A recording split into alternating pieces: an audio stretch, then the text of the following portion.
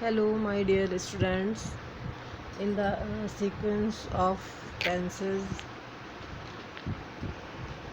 today in this video, we will we will discuss a very important topic, that is present continuous tense. Okay, आज बेटा हम जो tenses सीख रहे हैं उसमें पहले हमने प्रेजेंट इंडेफिनिट टेंस सीखा, और आज जिस टॉपिक पर हम डिस्कस करेंगे वो है हमारा प्रेजेंट कॉन्टिन्यूस टेंस।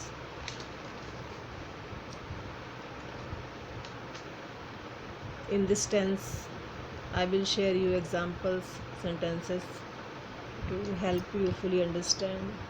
इस टेंस में मैं आपको एग्जांपल्स भी बताऊंगी जो कि आपको टेंस को समझने में अच्छे से हेल्प करेंगे। So if you are ready, let's begin. देखो, इससे पहले हमने प्रेजेंट इंडेफिनिट टेंस पढ़ा था, और उसमें मैंने आपको बताया था कि इंडेफिनिट मतलब होता है अनसर्टेन, अनिश्चित, यानी जिसमें काम होता तो है पर उसकी सर्टेनिटी नहीं होती, कब तक होगा, कब से हो रहा है। बस प्रेजेंट टाइम में हम ये कह रहे हैं कि वर्क होता है। और उसके मैंने आपको आइडेंटिफिकेशन भी बताई थी, ता है, ती है, ते हैं, हेल्पिंग वर्ब्स, डूडर्स के बारे में बताया था। उसी सीक्वेंस में आज हम प्रेजेंट कॉन्टिन्यूस टेंस रीड करेंगे। सो स्क्रीन पे जैसे आप देख रहे हैं बेटा, आइडेंटिफिकेशन इसकी मैंने राइट की है। आइडेंटिफिकेशन जो है वो इसकी पहचान होती है, रहा है, रही है, रहे हैं, हुआ है, हुई है, हुए हैं। मतलब जैसे आपको उस पर दिखाई दे रहा है, रहा है, रही है, रही, यानी कि कोई भी काम जो है लगातार हो रहा है, कंटिन्यूस, यानी कंटिन्यूटी बनी हुई है उसकी। इसीलिए इस टेंस को प्रेजेंट कंटिन्यूस टेंस कहते हैं, कि वर्क जो है वो ऑनगोइंग होता है, काम चल रहा होता है। तो ये तो इसकी आइडेंटिफिकेशन है, इससे हम इन शब्दों को इससे हम इन टेंसेस को पहचानते हैं, ये इसकी पहचान है। अब नेक्स्ट टॉपिक हमारा आता है हेल्पिंग वर्ब्स। जैसे मैंने प्रेजेंट इंडेफिनिट में आपको बताया था कि उसकी हेल्पिंग वर्ब्स डू और डज थी, वैसे इसमें भी हेल्पिंग वर्ब्स हैं इज़, आर और एम। उसको मैंने देखिए अलग अलग क्लासिफिकेशन किया हुआ है। अब आप कंफ्यूज हो गए, मैम इज़ को किसके साथ एडजस्ट करेंगे, एम को किसके साथ राइट करें, आर को किसके साथ राइट करें। तो वो अलग अलग कॉलम में मैंने राइट कर दिया है। इज़ जो है आपका वो सिंगुलर पर्सन के साथ, ही, शी, इट, कोई भी वन नेम, दिस, दैट, जो भी है, इनके साथ यूज़ होता है। नेक्स्ट है आपका आर। आर जो है वो आपका प्लूरल नंबर के साथ ऐड होता है, से वी, दे, यू, टू और मोर देन टू नेम्स।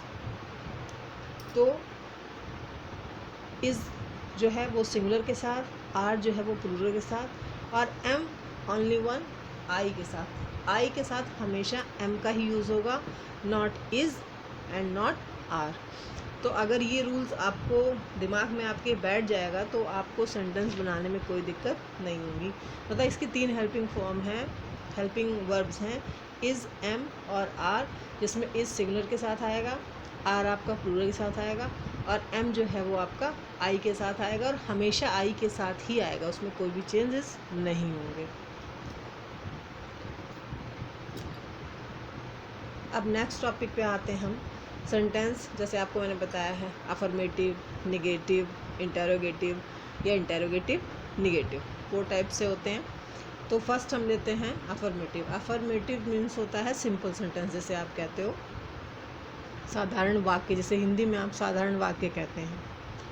तो इसका जो स्ट्रक्चर है वो राइट किया हुआ है मैंने। इसमें सबसे पहले subject plus is, are, am में जो हेल्पिंग वर्ब इसमें जो इसके यूज़ में आएगी वो, प्लस वर्ब की form plus ING plus object. जैसे सेंटेंस है, मैं तुम्हें अंग्रेज़ी पढ़ा रहा हूँ, या मैं तुम्हें अंग्रेज़ी पढ़ा रही हूँ। तो मैं है आई आया, और आई के साथ आपको बिल्कुल भी अदर कहीं भी सोचना ही नहीं है। आंख बंद करके आपको आई के साथ एम का ही यूज़ कर देना है। उसमें नहीं आपको बिल्कुल भी सोचना है कि इज़ लगाएं या आर लगाएं। आई जहाँ भी आएगा वहाँ आपको ओनली एम का ही यूज़ करना है। तो I am teaching you English, ये आपका अफर्मेटिव सेंटेंस है।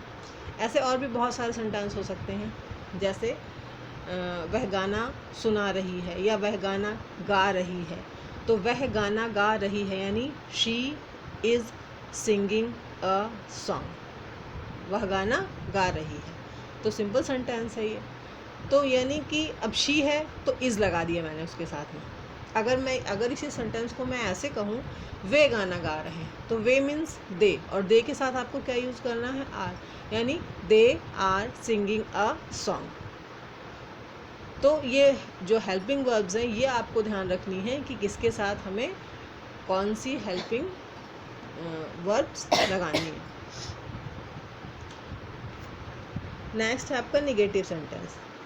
देखिए जैसे अफर्मेटिव ऊपर हमने बनाया ना, सेम वैसे ही निगेटिव भी बनाना है। उसका भी जो है स्ट्रक्चर वो वैसा ही है, बस सिर्फ उसमें क्या है, नॉट का यूज़ करना है, क्योंकि ये निषेधात्मक वाक्य होते हैं, इसमें नहीं शब्द का प्रयोग होता है, इसलिए नॉट इसमें आना ही आना है, श्योर है।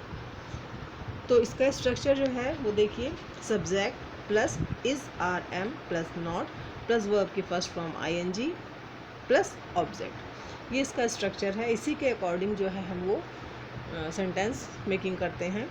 जैसे मान लीजिए सेंटेंस लिखा है, मैं कंप्यूटर नहीं चला रहा हूँ।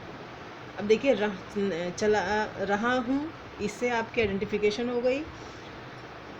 नहीं लिखा है इट मीन्स निगेटिव सेंटेंस है। मैं लिखा हुआ इट मीन्स एम का यूज़ होगा, यानी I am not operating computer, यानी मैं कंप्यूटर नहीं चला रहा हूँ।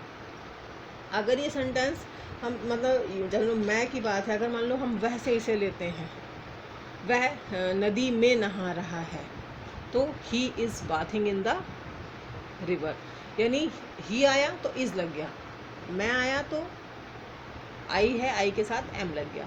बस आपको इतना ध्यान रखना है कि जो सब्जेक्ट है उसी के अकॉर्डिंग आपकी हेल्पिंग वर्ब्स यूज़ होनी चाहिए। इसका एक सेंटेंस और है निगेटिव, तुम अंग्रेजी नहीं सीख रहे हो। अब इसमें देखिए तुम है तो यू लिखा हुआ है, यू आएगा, और यू के साथ हेल्पिंग वर्ब्स क्या आएगी, आर, यानी you are not learning English.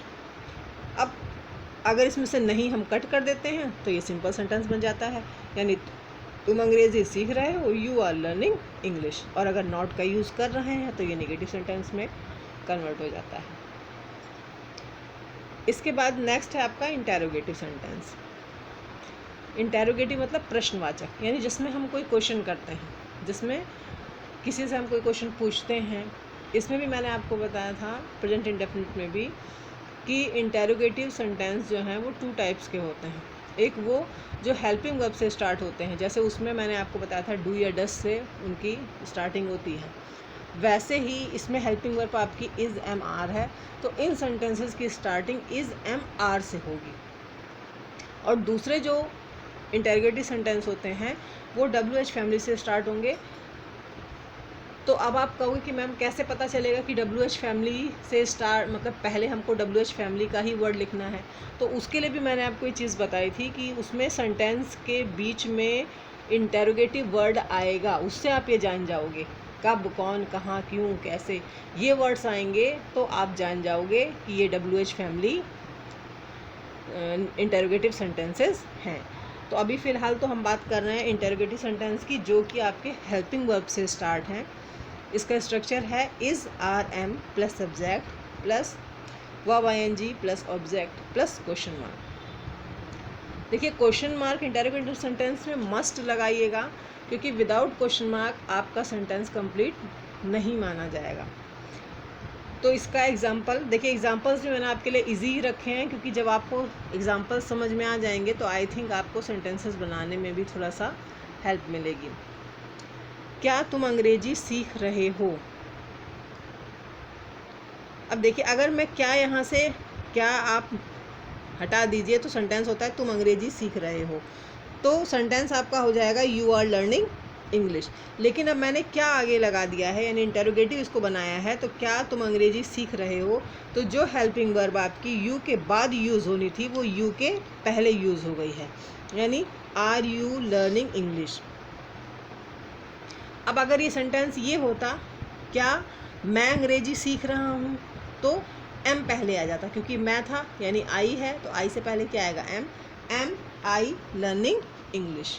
बस इतना आपको ध्यान रखना है बेटा कि जो आपकी हेल्पिंग वर्ब्स हैं वो किन किन सिंगुलर, प्लूरल या आई किसके साथ कौन सी लगनी है, तभी आपका सेंटेंस जो है वो अच्छे से बन पाएगा। नेक्स्ट है इसमें, क्या वह अपना होमवर्क कर रहे हैं, क्या वे अपना होमवर्क कर रहे हैं। अब इसमें वे है तो वे के साथ क्या आता है, आर। दे मतलब दे, और दे के साथ क्या आता है, आर। अब इसमें भी मान लो अगर हम क्या हटा देते हैं तो सेंटेंस होगा वह अपना होमवर्क कर रहे हैं। इस सेंटेंस को हम ऐसे राइट करेंगे, they are doing their homeworks. But आगे अगर क्या लग गया है तो जो आर हम दे के बाद यूज़ करना था वो दे के पहले यूज़ करेंगे, यानी are they doing their homeworks. और इसमें थोड़ा सा देखिए मैं मिस्टेक हो गई है, क्वेश्चन मार्क मैंने नहीं लगाया है, पर आप लगा लीजिएगा, क्योंकि without question mark interrogative sentence complete नहीं माना जाता है। फिर अभी मैंने बात की थी डबल इंटेरोगेटिव सेंटेंस।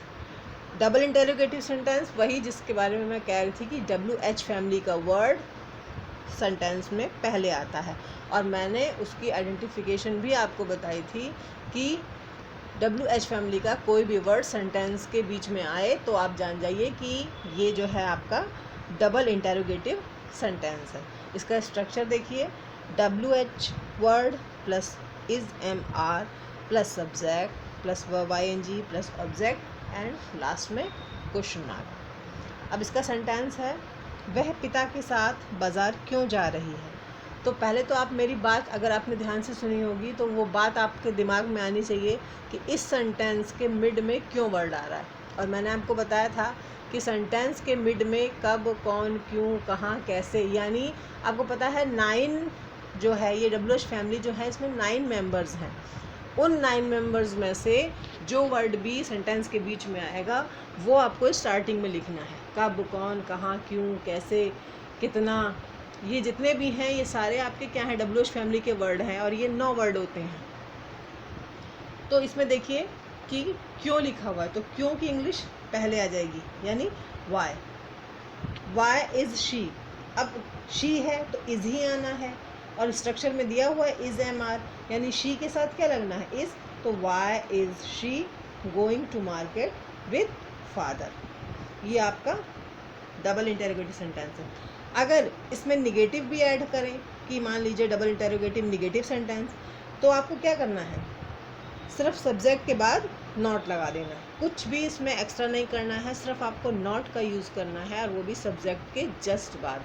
सेंटेंस आपका हो जाएगा, why is she not going to market with father. यानी बस इसमें आपको फोकस इस बात पे करना है कि पहले तो आप इसको देखिए कि इसकी आइडेंटिफिकेशन क्या है, फिर आप इसकी हेल्पिंग वर्ब्स को ध्यान करिए कि सिंगुलर, प्लूरल या आई के साथ कौन कौन से हेल्पिंग वर्ब्स लगेंगी, और फिर जो स्ट्रक्चर मैंने आपको राइट करवाया है इसी स्ट्रक्चर के अकॉर्डिंग अगर आप सेंटेंस मेकिंग करोगे तो आई थिंक कि आप इजीली अच्छे से सेंटेंस बना लोगे। So my dear students, I hope कि ये प्रेजेंट कंटिन्यूस टेंस आपको इजीली समझ में आ गया होगा। सबसे इजी आपका जो टेंस है वो प्रेजेंट कंटिन्यूस टेंस है। इसमें कोई भी मतलब आपको बहुत कुछ डिफ़िकल्ट इसमें नहीं है, सिर्फ बस आपको इतना ही याद रखना है कि हेल्पिंग वर्ब का यूज़ आपको सही तरीके से करना है। तो इस वीडियो में मैंने ये एक्सरसाइज जो है इसकी पिक लगाई हुई है, और ये एक्सरसाइज आपको करनी है। कोई डिफ़िकल्टी आएगी तो आप मुझे कमेंट्स कर सकते हैं, और ये आपको नोट करके कॉपी में राइट भी करना है अच्छे से। ये आप कॉपी में नोट कर लीजिएगा और इसको बनाने की कोशिश कीजिएगा। इन केस अगर आपसे नहीं बनता है तो आप मुझे कमेंट कर सकते हैं, मैं या नहीं समझ में आता है तो वो भी कमेंट कर दीजिए कि मतलब ये सेंटेंस हमसे नहीं क्लियर हो रहा है, तो मैं आपको वो सॉल्व करके बता दूंगी, दिखा दूंगी कि कैसे उसको सॉल्व करना है। So I hope you understand this tense very easily and very clearly. So do this exercise on your copies, and next day we meet next video. Thank you.